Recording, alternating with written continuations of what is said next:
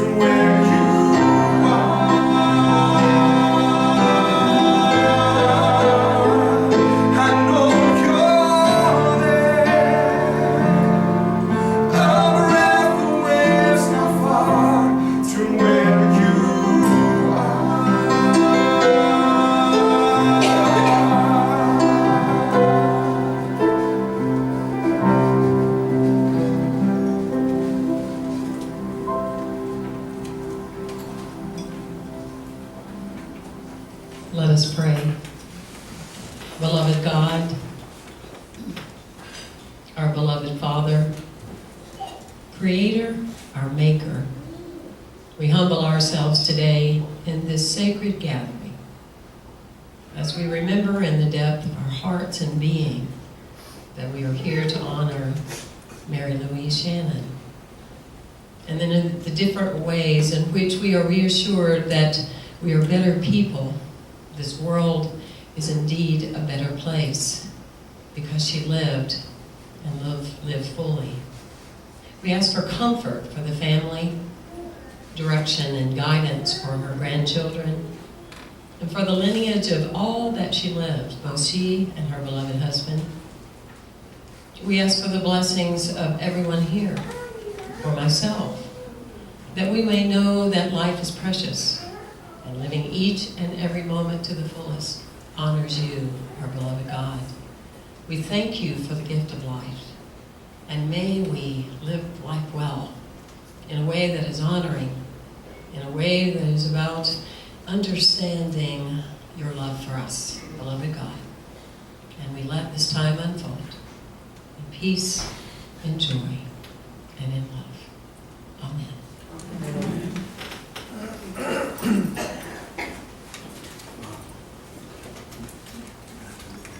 And so we are gathered here today to reaffirm our faith in life, that life is eternal, as we bless Mary Louise on her way into her next experience of living. It is our prayer that from this time forward, we may never think of her as limited in a physical form or limited as a way of what she may have felt in the last days of her life, but that we may, in a greater way, remember her and her joy as a soul, remember how she lived life full out, and remember how she was religious and yet she was spiritual. In other words, she knew what she believed, which would be religious, and yet she lived it. And her message was congruent, which would bring her into being spiritual.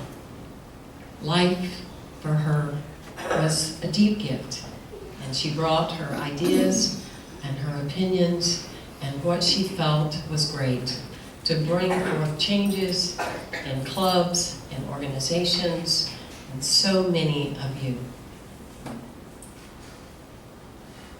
She awoke out of a sleep in 1923, and then she quietly went back to sleep in 2013. And I understand from Colleen and Brett and Tony and Dwight that she didn't sleep much after that, but that she lived a life of purpose, as Reverend Rick Warren would teach us to do.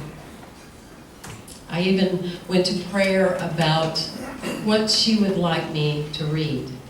I feel that she picked me to be here because though I am a minister of a community unity in St. Petersburg, Florida, I'm a professional speaking coach for 16 years. So I felt picked by her. So I took it to prayer and I asked her, Mary Louise, what would you like me to read? And she requested that I read the dash. So between 1923-2013, this is the story. And since we are going to be here for a few minutes, those of you that your backs are turned, please give yourself permission to turn around because the family will be speaking and or others, and I'd like you to be comfortable.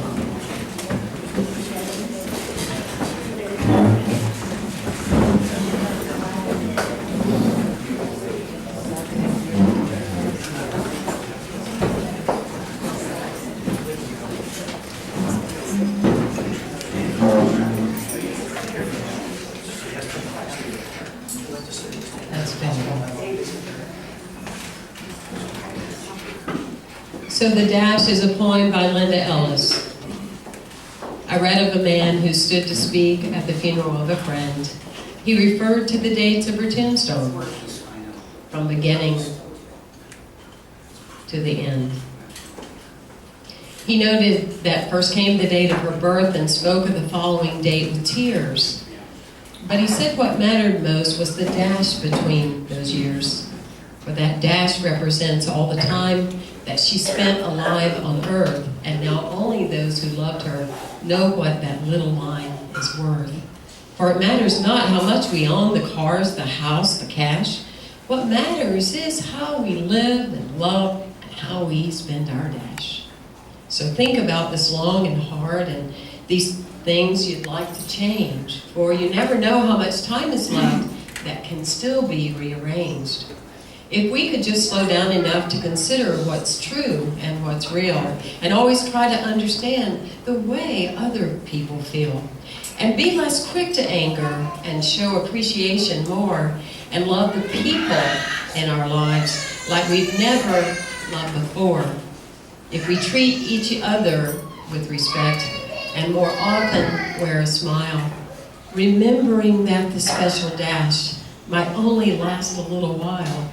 So when your eulogy is being read with your life's actions to rehash, would you be proud of the things they say about how you spent your dash? Isn't that beautiful? Absolutely beautiful. And now, a beloved song.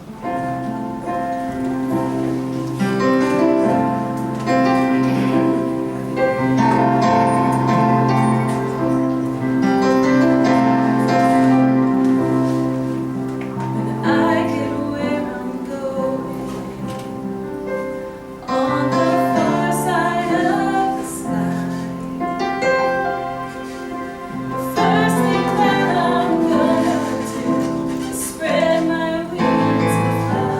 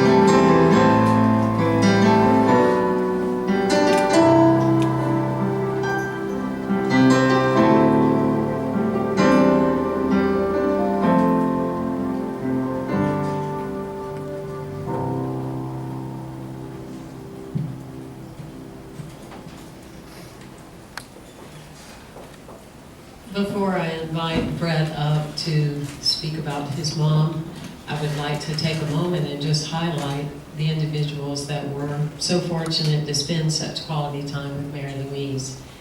And so Brett, would you please stand, and your wife Tony to join you, who spent so much time with Mary Louise, and their children, so you'll know who they are and can get a chance to reach out to them today and offer them a hug. We have Brett, Jimmy, and Keely, and also Brett's beloved Colleen. And then we have Colleen, Mary Louise's daughter, and her husband Dwight, who is also the cameraman today. And they have a beloved daughter, Holly, and Drew, a beautiful son who could not be here today. He's in California. So that's part of the tribe that is just beginning. At this time, I'd like to hand the microphone over to her beloved son, Brett.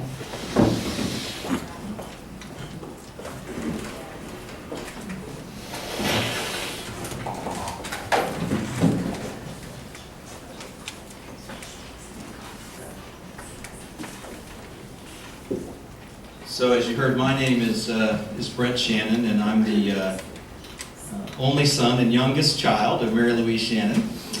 So I want to welcome all of you here today. I'm going to go over a few things with you. I think what I'd like to do is, at the advice of my friends and my family, is to create an outline for you, and I will give some of the history that some of you in the room don't know, because many of you know my mom only from her time in Jacksonville, although there are people here that know my mom longer than I've known my mom in this room.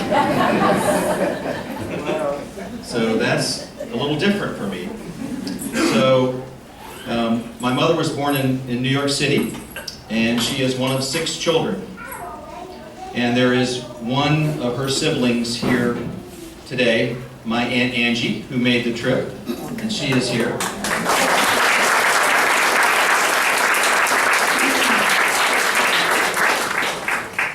And Angie has 3 of her children here today too, and we'll introduce everybody, and they'll have a chance to speak. But I'm gonna just set the stage for history. So, my mom lived in Mechanicsville, New York, in upstate New York, and from a Italian family. Her parents were essentially immigrants. She went to Philadelphia to go to college and worked at Temple University, went to college at Temple, and that's where she met my father, James Anthony Shannon. And he was in Philadelphia and happened to go, there's lots of versions of the story, and probably my oldest cousin Bernard might know the most history, although, and Angie knows more than anybody, but basically he met my mom when she was there at Temple, and ultimately they married. My father and mother then began a life in the Navy, because my father was a Navy pilot. Now, I was born here in Jacksonville, and I think my mom and dad had a place in Atlantic Beach when they first lived here, because my father was stationed on an aircraft carrier at Mayport. So that was our first go-around in Jacksonville. Although prior to that, my mom and dad had lived in Texas. And they had lived in Beeville, Texas, and they had lived in the Galveston area in Brownsville. Those are all fertile training grounds for Navy pilots, and you're stationed there temporarily as you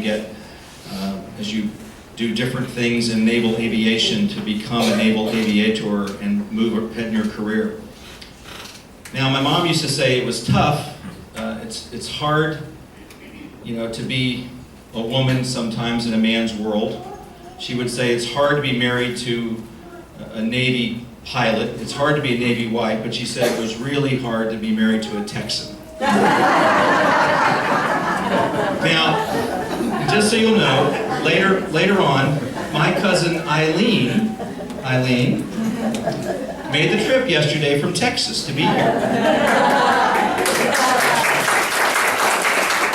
So Eileen's going to give some of the Texas history and some of the Texas version of these things. So after my mom, she met my dad, she then got her bachelor's degree from the University of Florida. She got her master's degree from William and Mary. And then she got her doctoral degree from Nova. So, education was part of her, her fabric. Now, most of you think of her as a teacher. I think that's how most of us remember her as a teacher. We'll go over some of the words that you can use to characterize someone. We were looking at some of my mom passed on Holy Thursday. We opened up some of her advanced directives. So, first of all, the reason that you're here is because my mom said that when she passes, she wanted to have a memorial service at Winterborn. That's what she wrote. She said, I want to have a memorial service at Winterborn, and I'm going to be cremated, and I'm going to be buried with Jim Shannon at Arlington Cemetery. And that's what's going to happen. So that's why my sister and I are doing this, because my mother said, that's what we're going to do. Last directive. Right. That's what she said. So, all right. So with that in mind, that's why we're here.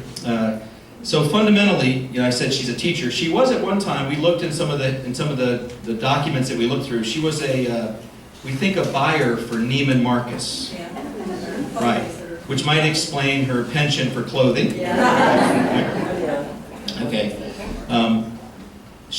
Her other siblings, and maybe Angie might capitalize or Bernie will, but she also has her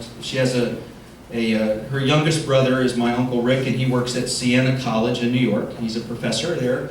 And her sister Patty works at Fairleigh Dickinson University. And then, of course, Angie. And Angie lived in Miami for most of her life and was a very successful real estate company.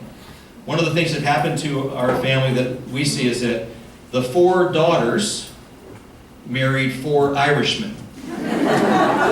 So Angela married Bernie Daly, so this is the Daly family.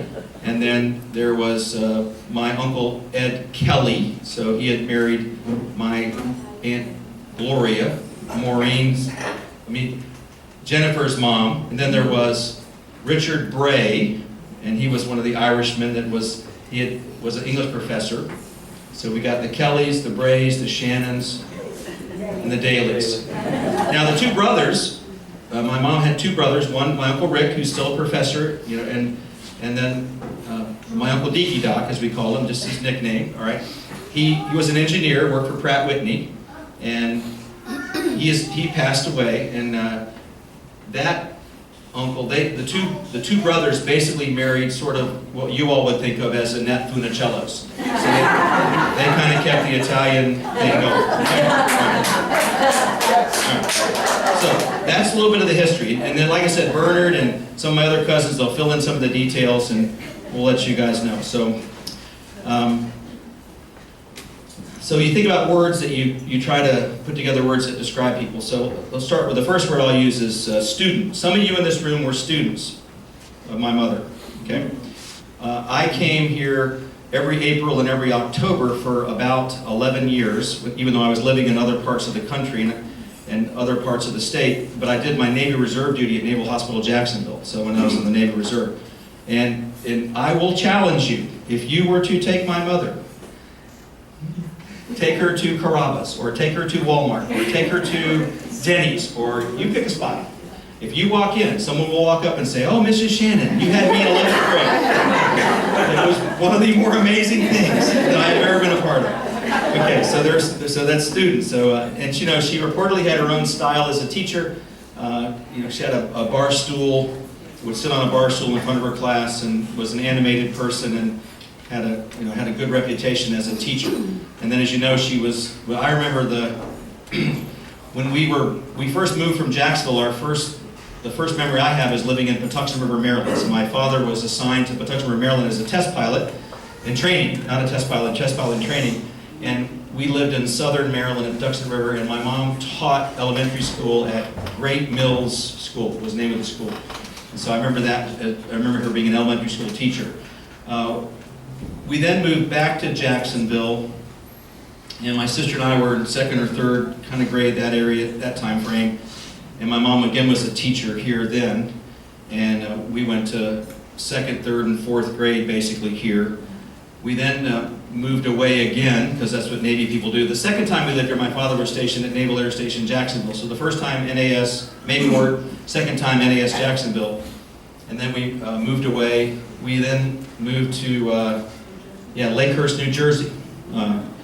So an interesting, that's where the Hindenburg blimp exploded. My father was assigned to, as a Navy guy, was assigned to work on the arresting gear, the cable that catches the tail hook of the airplanes when they land on aircraft carriers. And he was involved in the design and the safety of that. So we were stationed there where they practiced that over and over and over again.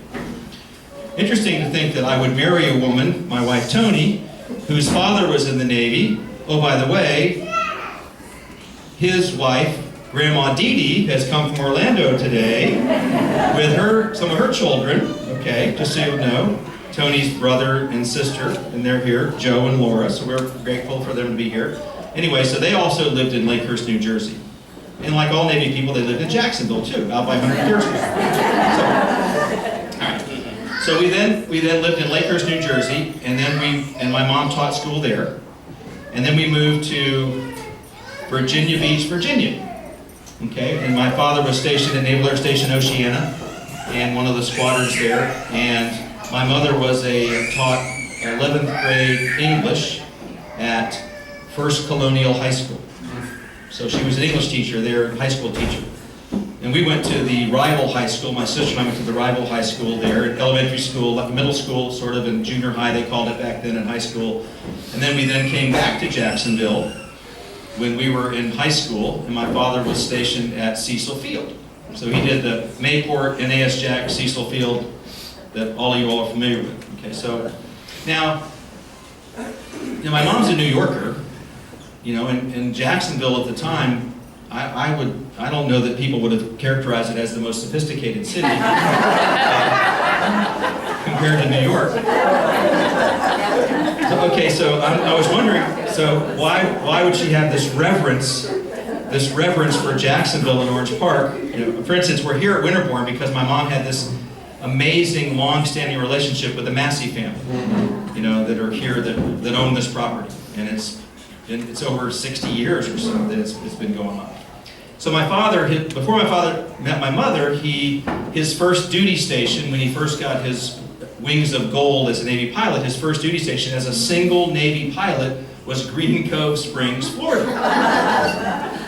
So the first time he was allowed to take off in a Navy airplane without being at Pensacola, the first hop you take, he lifted up in the morning, and he said he saw the St. Johns River, and then he saw the land in between the St. Johns River and the Atlantic Ocean, and the sun was coming up over the Atlantic Ocean, and he said, "This is it.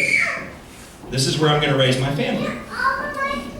Now that's a far cry from a guy from Big Springs, Texas, who was raised, relatively impoverished, and I'll let Eileen go through some of those details, later on. So that's how my mom, sort of got to come to Jacksonville because of the influence of my father.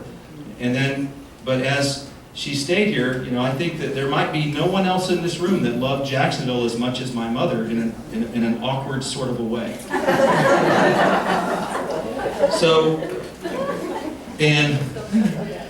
So that's her role as a Navy wife. I think if you said the word alumni, she was big into that, okay? This William and Mary thing is far-reaching. And my sister and I, we did not attend William and Mary, although, we're reasonably well-educated. This relationship that you all have, this William and Mary thing, is deep and it's firm. And I applaud you for it. We have some information there about William and Mary that's good, but it's one of the more amazing things. And also, if you're from FCCJ, which some of you are in the room that came up to me today, which I guess has a new name. Right. So, it was her thing. She was devoted and developed this reverence for this institution. Next word, culture.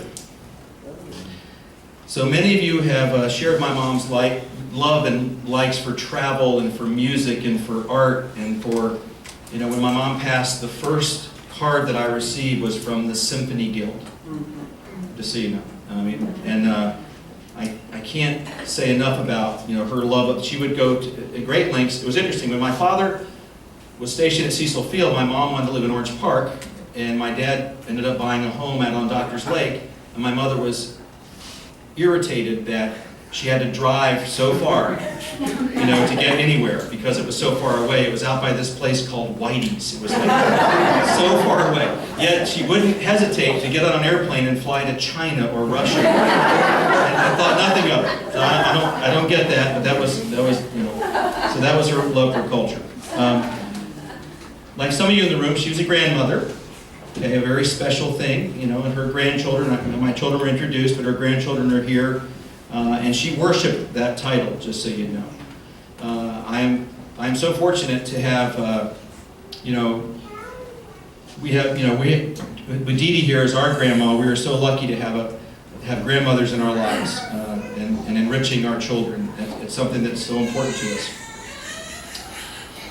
I think the next word that I would say is, and this is a hard one for me to say, but the word would be two words: sorority sister. Okay, so I understand, so my mom was a Delta Zeta. She was heavily involved in Panhellenic here in Jacksonville. She was a Delta Zeta for 65 years. So, and she was, you know, passionate about those values of loyalty and I think service to others that her membership in sorority and PEO meant to her. So those things that, you know, bring you all together about her are very important.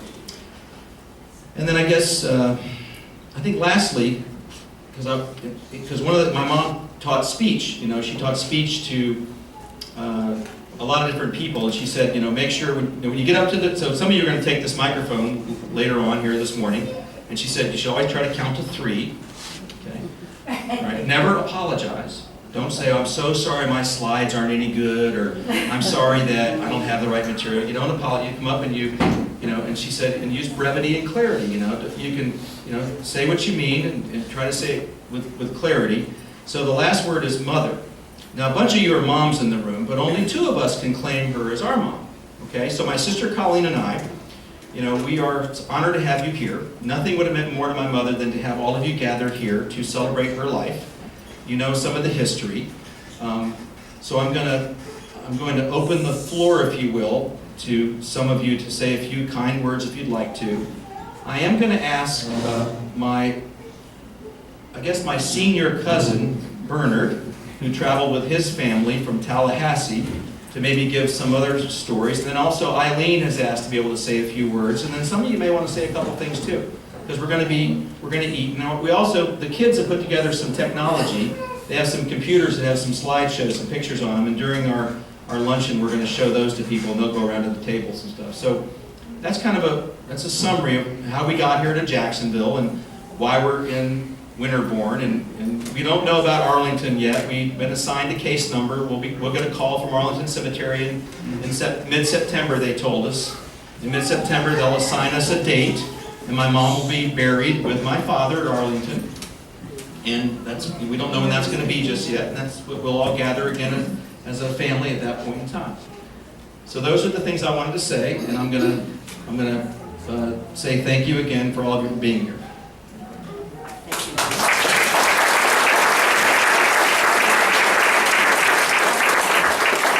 And so now, Angela Daly, her beloved sister, near and dear to her heart.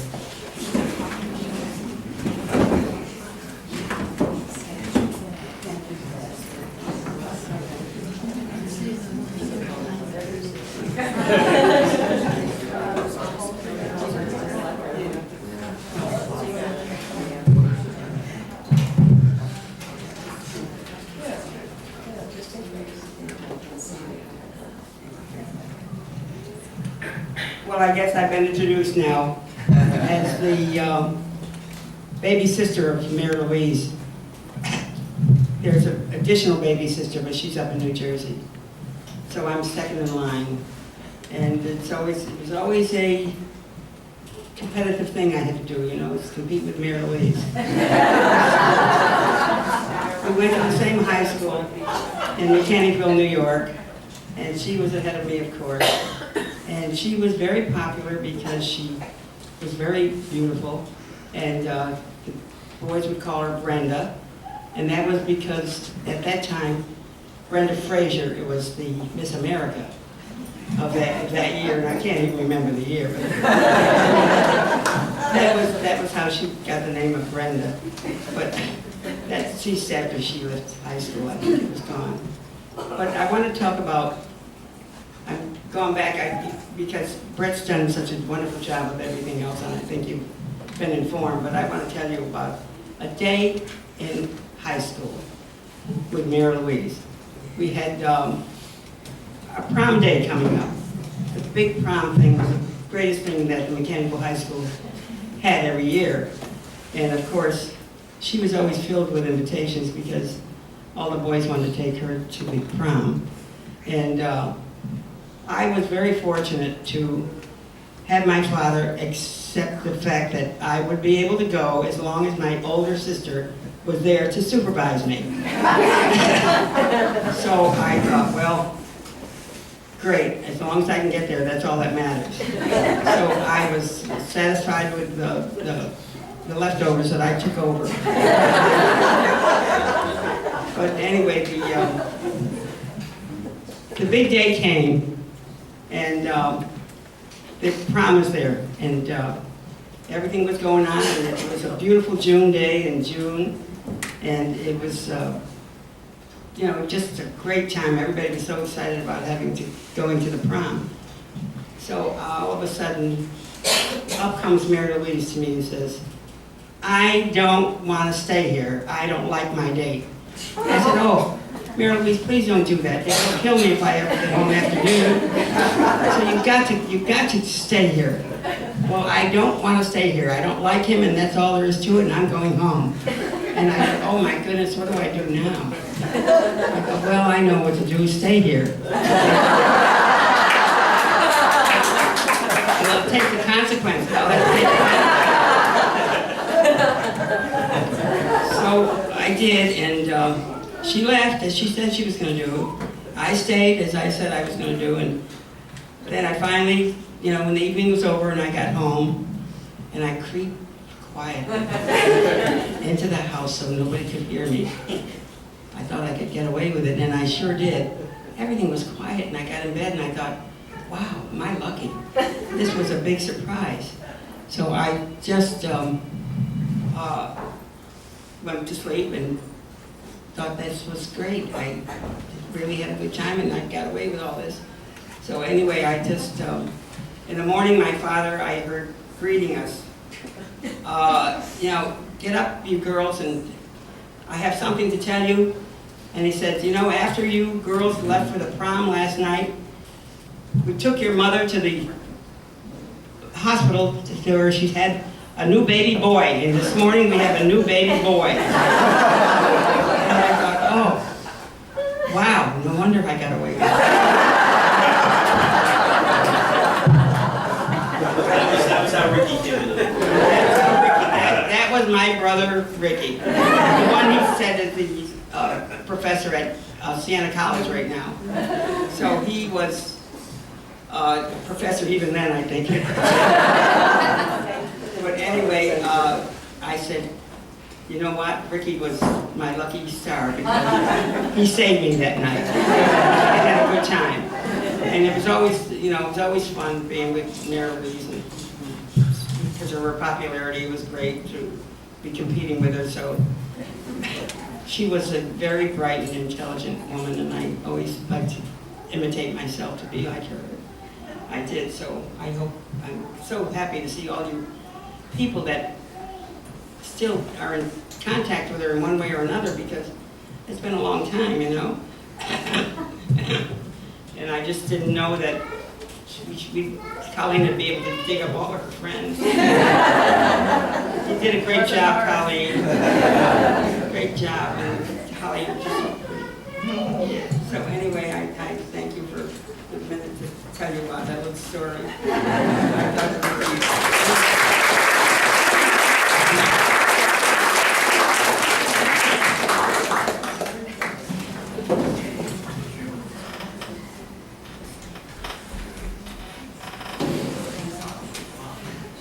open now for 2 or 3 more of you that wanted to share. I'll share. Okay, and your name is? Gloria Andrews. Gloria Andrews. Right. Mary Louise was forever young. We in Panhellenic had no idea what her age was. She would tell she was forever young. She wouldn't tell you, we were always guessing. So looking at this timeline, I have put together a couple of other timelines. She was president of Panhellenic shortly after I was. There's a picture in there in a scrapbook with Mary Louise in apricot hot pants in 1971. And she was pushing 50, but you never would have known. Then in 82, I had a trip with Mary Louise as her roommate to New York City with the Art Museum group. She was jogging in Central Park across from the hotel, and she'd been jogging in China a few months before. She was jogging and she fell on a speed bump. So I get the call in my room where I'm still sacked out. Your roommate's down here and she's hurt. So we take her to the emergency room. She gets her shoulder taped to her body. Gets back. That afternoon, she asked me to put her pantyhose on her so she could go to the museum. And then she must have gone to see the aunt, her sister, because she got on a train the next day and went to further north in New York. So the next part of the story, then she was 60. The next part of the story is she came home and found out that she needed surgery on her shoulder. And she said, sweet Jim said he'd do anything for her, but he would not put her panties on. And I have to say, my experiences, all of us here at Panhellenic, were just wonderful with Mary Louise. But Jim also was in the real estate world, and he was who encouraged me to go out on my own, and my company is 30 years old this month. Wow.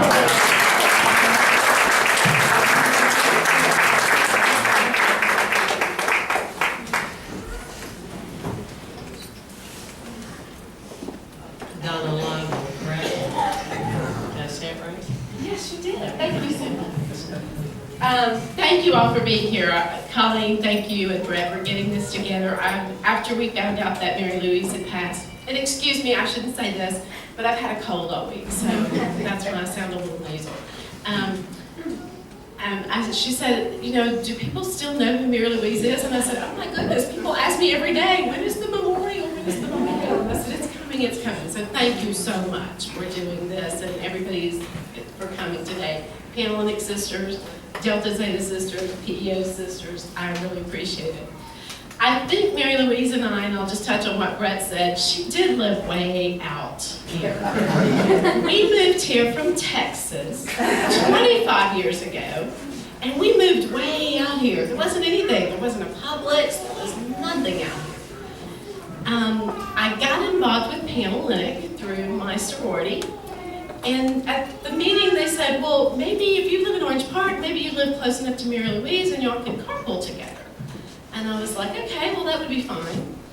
And she said, well, where do you live? And I said, well, out on Fleming Island. She said, oh, well, that's where I am. What neighborhood do you live in? And I said, well, we're leasing a house currently on Bahama Court, but we are getting ready to buy a house in Peters Creek. And oh, my goodness. She said, all my friends live in Peters Creek. You've got to meet them. Whose house are you buying? And I told her Sonny and Joe Collins, and she said, she is my PEO sister. So small world. But I think why she really clung to me, maybe, I don't know, that's probably not the right word to say. I'm a Texan. She's married to a Texan, so she got me. She understood my Texas stuff, and where some of my other sisters just don't get that.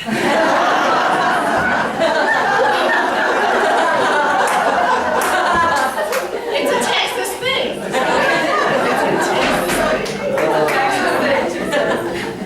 It's a 20 some odd years later, that carpool is still going strong. I must say. Started out with the 2 of us. We've had as many as 6 or 7 in the carpool, different faces, different sororities, and we've all kind of had our little sorority meetings on the way to and from those things as well. So the other thing I'd like to say about Mary Louise is she always loved my son. She loved her children. She loved her grandchildren. She loved my son. She did. But not just my son.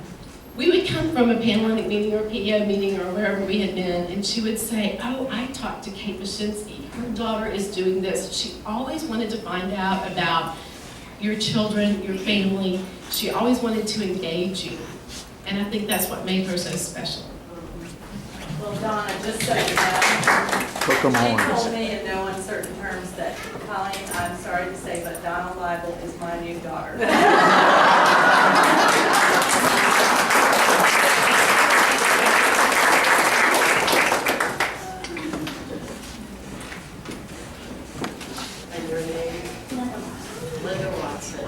My name is Linda Watson, and I knew Mary Louise through Panhellenic as well. I'm a fine you, but that doesn't mean anything, because when you're Panhellenic, everybody's your sister. But my favorite story has nothing to do with Panhellenic. My son had married a young lady who had a 5-year-old at the time, and Tracy was desperately trying to get a college education because she didn't want to be the only daughter-in-law that didn't have a college degree for her child in the family. So she would take classes at FCCJ, and I had no idea what she was taking. I just kept their little boy. And then she was also an assistant buyer at Steinmart. Well, one weekend, she had been sent to New York City to be a buyer and to help the buyer out. And while they were gone, we had a little hurricane down here, and they closed the airport. So Tracy was freaking out. She said, I got a paper due, and it's for this teacher, and she's just so mean to everybody. She said that, you had to have it in by midnight on this date, and oh my God, Linda, I'm not getting in, and the plane is late, and I'm not going to get there till 9 o'clock, and I haven't printed it. And I mean, she's just in tears. I said, Tracy, just take a deep breath. We're fine. I said, Mark left your car here. He knows you've got to do this, and you have no electricity in your house, which didn't help her stress level. So she got a ride to the airport, leaving my husband and my daughter, and brought her home, and she printed out her paper, and she went out to the car to take it downtown to the post office, and her car wouldn't start. And she came in tears. Oh my God, this woman's gonna fail me. And everybody says that she just has no patience. And I'm just going on and on about this teacher. And I'm thinking, my God, this woman must be real. So I said, here, just give me the envelope. She had an envelope. She had all address, stamped and everything to be mailed. So it was mailed by midnight. And she handed it to me, and I put it in the car, and I drove all the way downtown to the post office. And I'm standing in line with everybody else, and I don't know why they were there at midnight. And I looked down, and I turned the envelope over, and I hadn't even looked at it, and it said, Mary Louise Shannon. All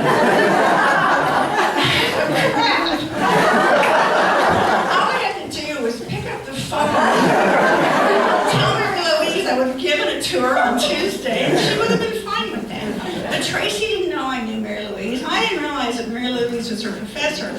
So I went ahead and mailed it. And I came back, and Tracy was in tears. She was exhausted.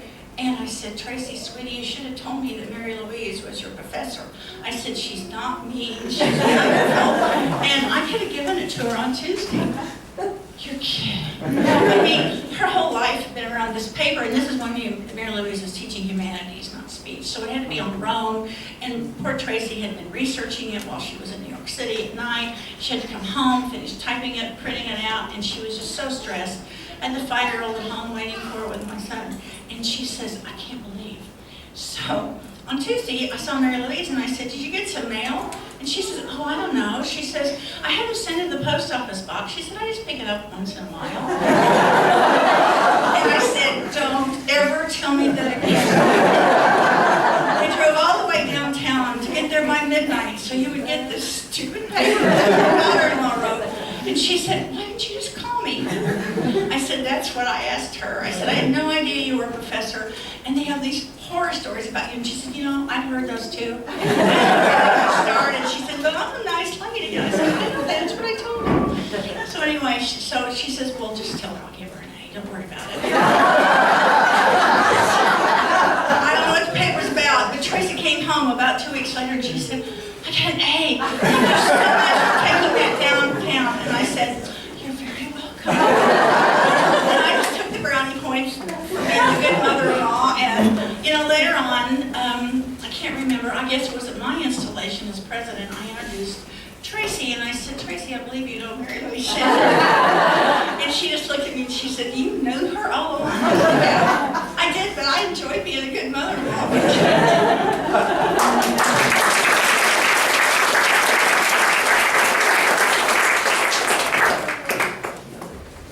And now representing Texas. Oh, we've already had this. I know. All of us Texans. I don't know what's the big deal about Texas. I did come in yesterday from Texas, and I'm honored to be with all of you to celebrate such a great life, but I'm particularly honored to be representing my mother, who was James Shannon's sister, and she passed away 5 years ago, but she would absolutely want me to be standing here. And she was a school teacher, and she was a lot better speaker than I am, so just hang with me. But I just wanted to share a little bit about what I know about their life. And, you know, I guess all of us, we hear these stories from our parents. You know, it almost is like the music they play. We hear these stories over and over again of things that happen from their life. And then once they're gone, we so wish we had that written down because we try to repeat it and we're not sure of one detail, you know, and they're not here to ask. So, you know, I feel that a lot now. I wish my mother was here to share a little bit about their background. But the bottom line is that she and my Uncle Bud, you'll know him as Commander James A. Shannon, or Jim Shannon, but to me he was my Uncle Bud. And the reason he was my Uncle Bud is because when he was born, I think 16 months after my mother, she called him her little buddy. And so that always stuck. And so they were born in Big Spring, Texas, and they lived some of their time in Abilene, Texas. And then when my mother married, she moved to Dallas. And my father raised me in Dallas. But as I was growing up, there were many trips to Florida because most of that time, the Shannon family was in the Jacksonville area. So I remember coming out, you know, through my life, coming out, going to the beach, because that was a big deal for a girl from Dallas. And I just remember her being so kind to me. But the Texas connection was something that, you know, back, I guess in that day, we didn't travel around as much as we do now. And just getting on a plane and going somewhere was not something that we did as easily as we do now, so we didn't get to spend that much time. That's why when we were together, there were, you know, it was an important time because that family bonding was something that we didn't get to do that often. And so I'm kind of skipping around, but I wanted to tell you a little bit about in Big Spring, Texas. My mom and Jim Shannon grew up, as Brett alluded earlier, this was during the Depression, and I don't think either one of them remember their father. They were raised by their mother, and it was difficult times. I know she put food on the table by running a boarding house and by doing sewing for people, and by cooking meals, you know, and for helping people who were coming through who were looking for work. And those, some of those stories, I wish we had a book about them because it was such an important time in our country's history, and it was, you know, a time that I mean, some of you probably have heard stories too, but it was such a time that shaped, I think, their lives, because having grown up with really nothing, no food, I think it gave them that spark to to make things better and to get educated and to change their life. And I think it just gave them what they needed they knew they didn't want to go back to that place, right? And it was a loving family. There were some women who were very important in my uncle's life. And that was, of course, besides my mom, it was their mom. And there was a great aunt named Aunt Reese. And some of you probably, I bet, have met Aunt Reese because she lived out here. And she was the sister of Jim's mother, who she never married, and she just always took care of the nieces and nephews. And so she ended up living out here for a while. And I brought some pictures, but I'll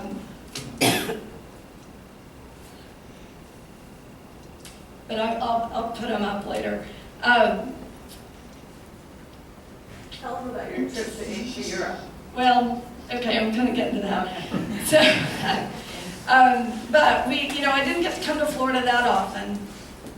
But when I was just out of college, about, 22, 23 years old, and I got my first job in Dallas, and Mary Louise called and she said, Eileen, I'm teaching a class in humanities, and we'll be going to Europe.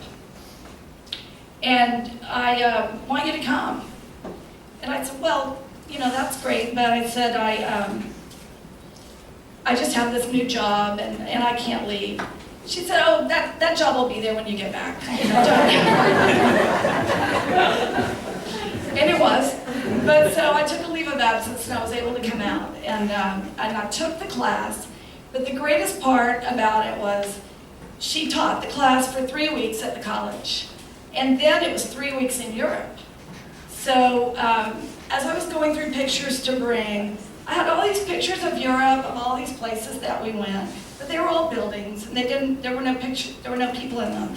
And the pictures that I really loved were the ones of the 3 weeks that I spent here, going into the college with her every day, and then coming back at night and shucking the crabs out on that lake. That was a treat for a Texas girl. And then I have my uncle here this is my favorite picture of him. I'll put these out. But on his dock, with fish in both hands. And then I mentioned Aunt Reese. She was here at that time. I think Colleen and Dwight, you guys lived in Charleston then? This was 1983, by the way. And we drove up. And then, so I brought this picture of Aunt Reese holding Drew when he was just a little bitty baby. But the story about 1982, what did she do? Dislocate her shoulder? Yeah. So this was 1983, we went to Europe, and I don't remember anything about her shoulder. But she did jog. She jogged like Forest, and she jogged around Czechoslovakia, around our hotel that we were, this was still, in 1983, so she was brave. But, I think, just to kind of tie it together, I think that the reason she wanted me to go on that trip, because she did have a penchant for mentoring children. And, I was her niece, and I lived in a different state, but she was always, throughout my life, there for me in various ways, and always in contact, and trying to mentor me and give me great experiences. And so I think she would be really proud of the fact that at the end of that trip, we were given these international certificates, when we came back. It has her signature on the bottom as the professor from 1983, but it's proclaiming me a citizen of the world.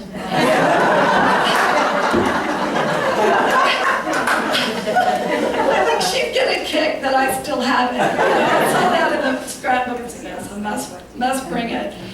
But anyway, I'll let somebody else take the microphone, but that's, I loved her. I loved her dearly, and she would be so mad at all of us, really, for having this party without her. She would really love to be here, throwing all these different facets of her life together and wondering, oh my gosh, she'd have a good time.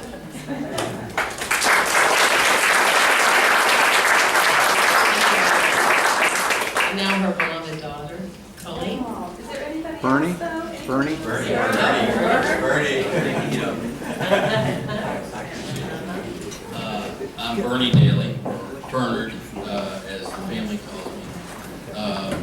And this side is, and Brett quite correctly used the word senior. Okay, so I appreciate that. Your cousin really says it all.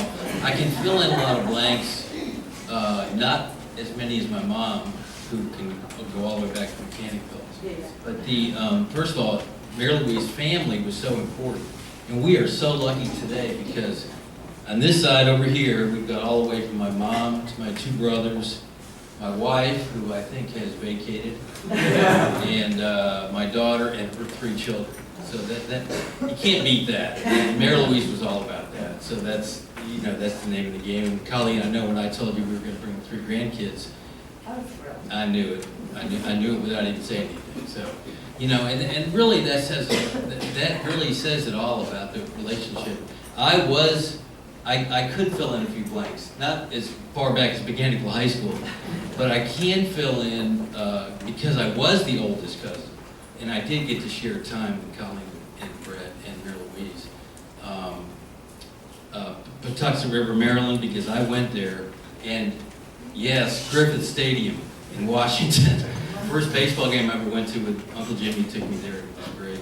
And you know, really, the word that comes to my mind today is positive. Because if you come to something like this, you look out here, you look at such a beautiful setting here, which it really is. To me, my experience with the Shannon family was just so positive. And that was, that's it. And I mean, that really says it all to me. And I'm very appreciative of the time I got to spend. And I also am appreciative of the fact that all the way from my mom to my brothers are here today. So yes. Thanks so much for sharing.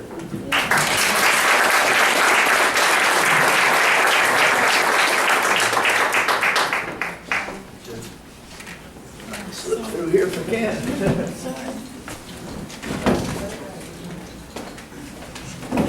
So glad you were able to come. Joe Sharon. Joe Sharon. And are we on? Yes. My friendship with the Shannon family goes back to his early squadron days here in Jacksonville in the early 1950s. And back in those days, Mary Louise and Jim maintained,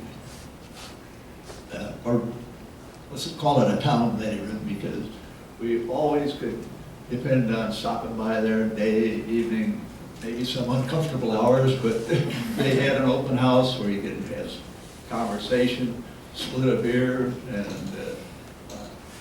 just a good enjoyment. We were there together through 1953 when we all went our separate ways. And after our military retirements, we came back to Jacksonville, and all of a sudden we found ourselves doing common things together over here. But I brought a note here from a mutual friend. He wrote some of his familiar things with Jim and the family over here. And I'll just kind of read it off. My hobby, and that's from Bob Alexander, my hobby is trying to find old friends. Today, that being last week, I succeeded, but in a sad one, when they quite are. One of my roommates on the FDR was F.G. Roosevelt. About 1953, was a very fine friend, naval aviator named Jim Shannon. We got along great, talked a lot at night, and continually spoke of his new daughter, Colleen. New daughter. Colleen was her chosen name, as Jim was a dyed-in-the-wool Irishman, and he married a stunning Italian girl named Mary Louise. Became a doctor, taught college, a lot of other career things. Jim died a number of years ago, but I tried to stay in contact with Mary Louise. Lost track of her as I did for a couple of years, and received the obituary from her death notice from my mutual friend Joe Sharon. And he wrote a few notes about Jim. In 1953, a year after I left the squadron, they were in the Atlantic Ocean, had a squadron airplane, they launched the whole squadron, whole 16 squadrons. And they found themselves flying in the North Atlantic. And as they got back up to the ship, there was fog banks that prevented them from getting on board. It was too bad the ship called the Pentagon and found a submarine in the area. They made plans to ditch all 16 of those squadron airplanes in a formation and to try to let the pilots swim to the submarine for rescue. This, of course, was a hopeless venture. They could only live in that water for a few minutes with the survival gear they had on board. Jim was a landing signal officer. In addition to being a pilot, he wasn't flying that day, but he was back on the carrier, and the landing signal officer assists people in making their carrier landings. And I might say it was a lot more difficult flying off a straight deck carrier in those days than it is off of a modern carrier.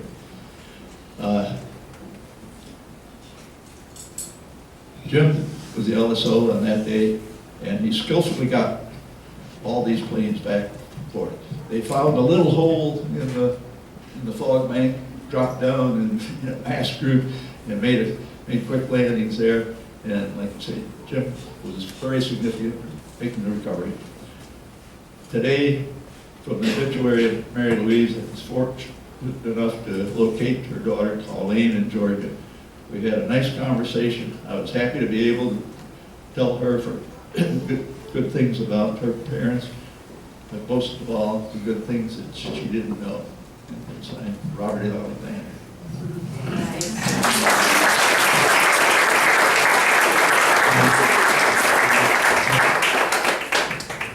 Carol D'Alessandro.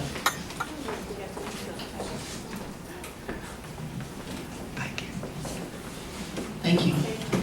Back in 1985, there was a saying that pretty much summed up my life, which was, God takes care of Italians and fools. And it was at that time where if one is very careful, you learn to recognize a blessing. And the blessing was Dr. Dwight Robertson walked through the door where I was working, shook my hand, and from that day forward, I got to meet him and his wonderful, wonderful wife, Colleen, and Brett and Tony, and their extended families. And 28 years later, we became part of that family.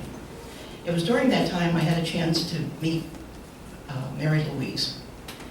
And when you met Mary Louise, you had to take a deep breath because she would sometimes suck the air out of the room. And we were at a restaurant, and one of the first things that Mary Louise and I started talking about, after you make a little 2 seconds of chit-chat with Mary Louise, because then you got into the real good stuff. She was telling me, she said, you know, Carol, what do you do for a living? And I told her a couple things, and one of the things I had done was I had worked as a unit coordinator at Massachusetts General Hospital for a number of years. And she started telling me about some of her medical issues that she was having, and she and I together were very dangerous when it came to the medical field because we knew so much less than these gentlemen in this room. But what she mentioned to me, she said, now tell me, since you were at Mass General, if you had to pick a neurosurgeon anywhere in this world, whether it was at Mass General or Johns Hopkins or wherever, who would you choose if you had to get your brain operated on? And I said, well, there's only one neurosurgeon in the world that I would trust, and that would be Dr. Robert Ogerman. Well, she almost fell off her chair because the year before she had a brain surgery, researched the world, and Robert Ogerman actually did her brain surgery. And so from that point forward, we knew we were just kindred spirits. And if there's one saying that I think really sums up at least my view of Mary Louise, is that it takes nature 26 billion years to take a piece of coal and create a diamond. But if you really believe in God and the universe, it only took God 90 years to create Mary Louise. She was such a diamond. She sparkled all the time. One can say she was bigger than life. But two instances that she and I had that really have stuck out. And this is for 28 years of getting to know Mary Louise. Actually 3. One, she loved my eggplant parmesan, so I always made that for her. Second was, I was visiting Dwight and Colleen up in Atlanta. Mary Louise was there for the weekend, and she wanted to go garage sailing. So we went garage sailing, and she found this wonderful summer hat that had a band and a big yellow flower on it. She wore that hat, I think, for the next 5 years. She even went to sleep that night, and we were laughing as we put it on her head. But she was just such a character. And then that Christmas, she was to fly into Atlanta, and we were waiting for her to come in. Dwight went to the airport. The plane was normally delayed. Midnight, she comes bouncing off the plane. And this is probably when Mary Louise was in her 70s. And she was a giant of a woman, shoes that very few people could ever even think of filling. But she was this little pixie woman, about 5'2". And she comes bounding off the plane, and she has black tights on and a short leather skirt. And she had earrings on that were Christmas ornaments, just dangling from her ears, and at midnight just wanted to party, and we were sitting And then the final thing that I remember probably the most, which I have the fondest memory of with Mary Louise, was I was driving back to Florida, because I live in the St. Pete area, and Mary Louise was in Jacksonville. And Dwight said, would you mind driving Mary Louise back home? Turned out to be the trip to Bountiful. Because for the next 10 hours, and that's how long it took us to get back, we talked and talked like two kindred spirits speak, that moment in your life that may never come again. And we told each other those heartfelt secrets that at the end of the trip, she said to me, Carol, please don't ever repeat anything of this. And I promise that I won't ever say anything what you shared with me. These were such heartfelt feelings, because she was like that. She would draw it out of you, what you felt, what you were thinking of at the time. And so we sort of dubbed that trip the Thelma and Louise trip. And so for the rest of her life, she would tease me and call me Thelma, and of course she was Louise. And I dropped her off, and I went back home, and I told my family what just a magical, magical time. So this beautiful diamond exists, and every time you think of her smile. She lives in all of us. Thank you for inviting us today.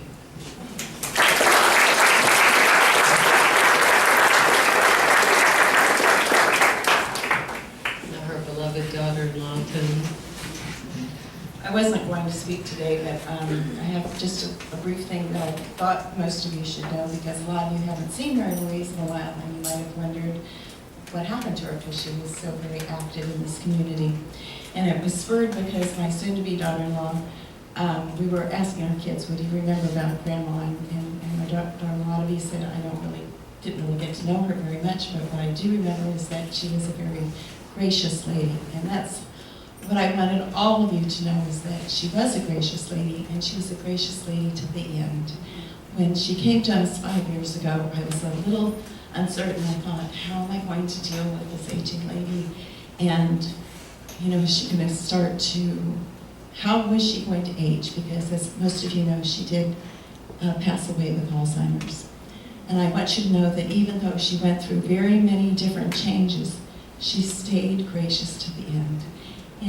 In the place where she was with us, she was the one who went out of her way to make friends with the new people. Unfortunately, she kept outlasting them, and they would pass away, and then she'd have to start again with another group of friends. But luckily, she was the one who went out of her way to make all of the ladies happy. Thank you.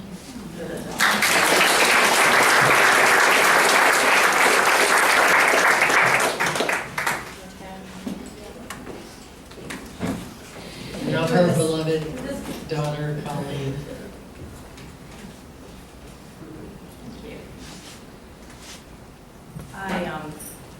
I actually don't know if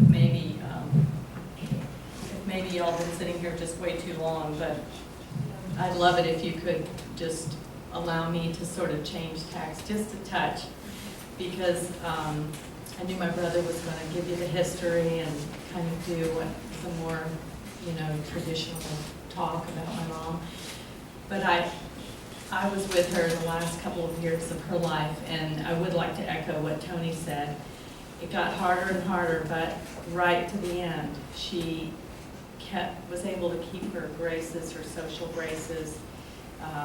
She was still cute and bubbly and said every once in a while some surprisingly amazing things that you couldn't believe she was still able to do. So, but I thought maybe, we've heard about how exceptional she was, and she was a very cultured, educated person. But I thought it might be interesting when I think about her to kind of give you a few of my memories of her as a mom. And you could sort of see a different side of her. She wasn't always easy. And she wasn't always that wonderful to be around. Spoken like a daughter, right? But while it's true, and I think I'm going to kind of read my thoughts because I did this in the car on the way down, and I just don't want to miss anything, but here's what I wrote. Memories of my mother. It is true that my mother was an exceptional woman who accomplished much in her professional career and in her life.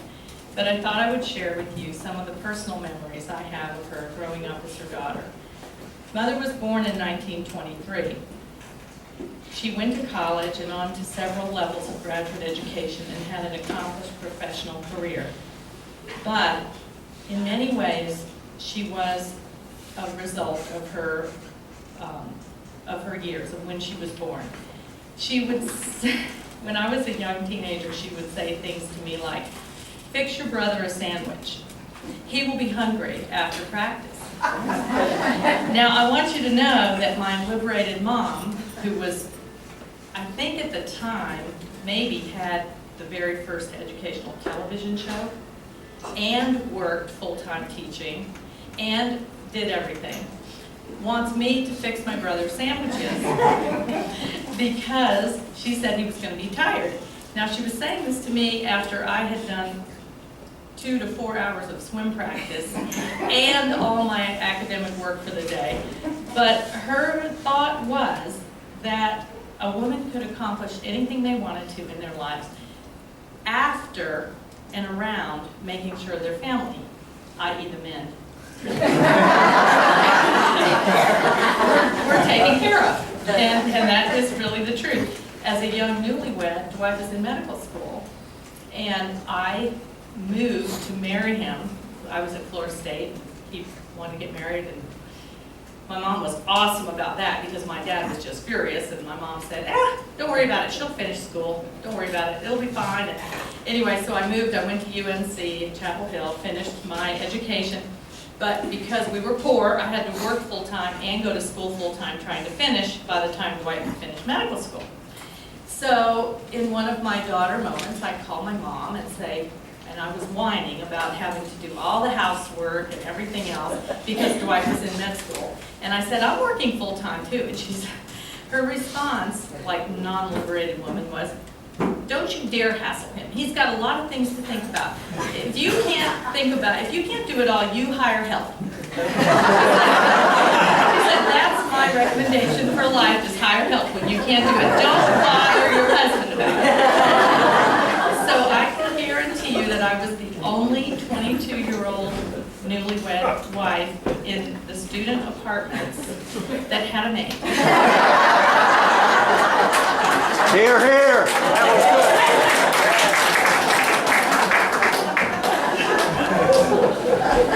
And I also would like to say that I also believe that her advice at that time has probably kept our marriage. I will say that accomplishing all her goals and taking care of everything in the home was easier for my mom than for most people. Because my mother, as you all know, had more energy than anyone I've ever known, and she didn't need much sleep. She literally would stay up grading papers and doing whatever else she had to do till past midnight, but every day she was up at 5:40. And running down the road, being part of the jogging club of Orange Park or whatever. And sometimes I would actually wake up on a school morning and the entire house would be set up for some big function that was going to be at our house. But it hadn't been that way late the night. And she, as you know, was a member of many organizations, and she was always so willing and gracious about just opening up our home. And it was a great experience for us growing up because we met all of you and many people. And I can tell you I got really good at making cucumber sandwiches. My mother was a party girl. She reminisced about going to Lake George every summer in upstate New York as a teenager and literally wearing out the bottom of her shoes dancing. She was furious when the war broke out and all the boys enlisted in the service. I really think that's why she married a naval officer, because she got to go to all the parties that they have in the Navy. And she had more fun than anybody, all the time really, but at every party, really without ever having a drink, except for her beloved glass of champagne once in a while. And she was more fun and had more fun than anybody. And I'm not sure about this, Ange might remember, but I really think she came by that fun-loving, party nature naturally because her mother, your mother, Jenny, Italian way. the Italian way was so fun. She was so much fun, just everything was funny. And I think I remember this. I think I remember her dancing on a table at my Uncle Ricky's wedding. I do. I was about 10 years old or something. It was so funny.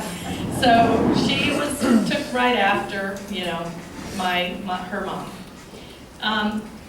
As I said earlier, it was kind of hard being her daughter in some ways. I took after my father, Jim, in looks and in personality.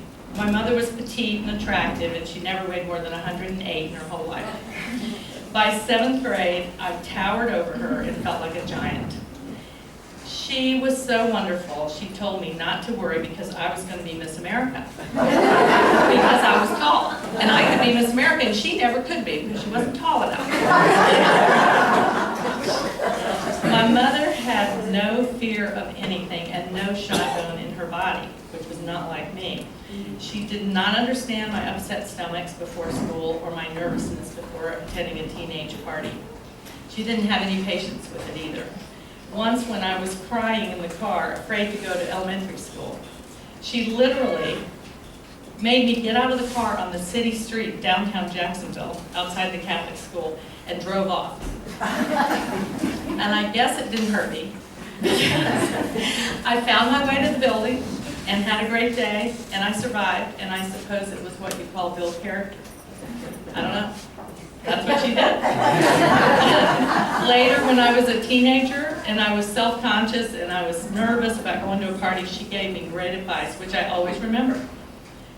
If you're worried about how you look, forget it. Nobody cares about how you look because they're all worried about themselves. She said, so go in there and be interested in what they're saying and learn about them, and you will have a good time. That's what her theory was. And that is great advice, and one that I do try to live by. Or when I would take more than an hour drying my hair and putting on my makeup as a teenager, she would get really impatient and said, "You are going to miss your life preparing for it." She says her favorite saying was, "You need to learn to see the queen in 20 minutes or less." And I say that to Holly once in a while. You've got to get with it. You've got to learn to be able to be ready to see the queen in 20 minutes. But what was kind of neat was later, my husband Dwight, we've been married 39 years, when I first met him, he had a girlfriend named Vicky. Really cute, really pretty. It was his first real serious girlfriend. And I will say that later when he asked me to marry him, he said one of the reasons was that Vicki was way too high maintenance and took too long to get ready.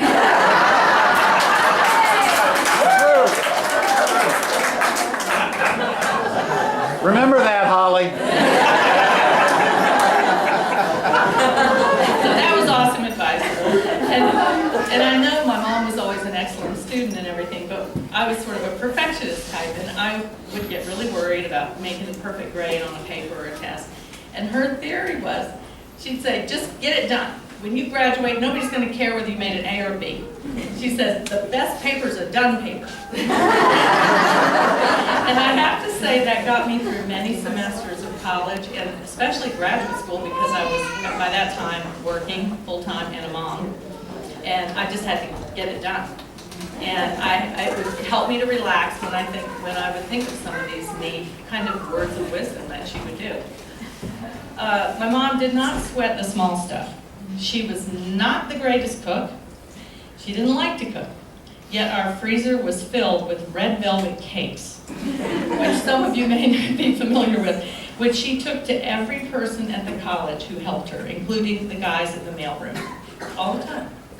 She could host a party for 50 people at the drop of a hat because she did not worry about how clean her house was. And she thought it was just fine to serve pot roast to the Admiral, because that was the only thing she could cook for a crowd. She didn't worry about the small things. She studied people, and she came into contact with so many people, especially through her teaching, that she was constantly teaching us about what made people tick. She had great insight into why people behave the way they do. Coaches, bosses, teachers, mean girl teenage friends, boyfriends, her students. And I often hear her voice saying, most of the unhappiness in this world is caused by people feeling insecure. They often have good intentions and qualities, so you need to be able to rise above their pettiness and appeal to the good in them. The short version of this, which she said way more often, was kill them with kindness. And I have many, many times when my kids were frustrated with some relationship with somebody who was being unfair, a coach or whatever, said, kill them with kindness, be kind. You'll get farther that way. She loved teaching more than anything, and she really cared about her students, as we talked about. I have memories of her, and this is so true, on a beautiful summer day, we're out skiing in Orange Park and the Lake. She comes down dressed up. I said, where are you going? She says, oh, I've got to go to this wedding. It's somewhere out in Stark. I'm not sure where it is. She would go to weddings of students that she could not remember, really, because she felt that they had made that effort to invite her, and she was honored. And it was a compliment, and she said, I'm going to go try to find this wedding. And that was the day, you know, this was before GPS days and cell phones. And I think, wow, I always admired that because she really cared about people. Being a great teacher meant everything to my mom. Even in her last days of life, in speaking to the hospice nurse, she said, I was really a great teacher. She told her. She said, I was a great teacher. And she looked at me, wasn't I? I said, yes, you were. And she said, because I loved it. She said, I loved it. I loved what I did. The wonderful thing was she really loved learning as much as she did teaching. As our friend Sharon said this morning about her, which totally sums it up, she was a big sponge. She opened up her arms and drank in all of life. She wanted to experience everything and do the best she could for her community.